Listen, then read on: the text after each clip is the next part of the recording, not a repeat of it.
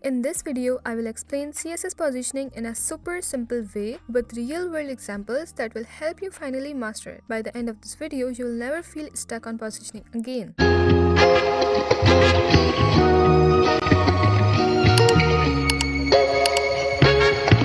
CSS positioning is like the blueprint for placing elements on a web page. It's what allows you to control where things like buttons, images, or entire sections appear. There are 5 main positioning properties you need to know: static, relative, absolute, fixed, sticky. Each one has its own use case, and I will explain them in simple terms with examples to show where they can use in real-world projects. By default, every element in HTML is positioned as a static. This means it follows the normal flow of the document, stacking one after another like blocks. You can move it around using top, left, right, or bottom because it's not designed for custom positioning. Static positioning is great for paragraphs, headings, and other content that naturally flows in the document, like blog posts or articles. Look at any blog or article website like Wikipedia. All the text and paragraphs are positioned statically by default because they follow the normal document flow. When you set an element's position to relative, it still stays in its original spot in the document flow, but allows you to adjust it around using top, left,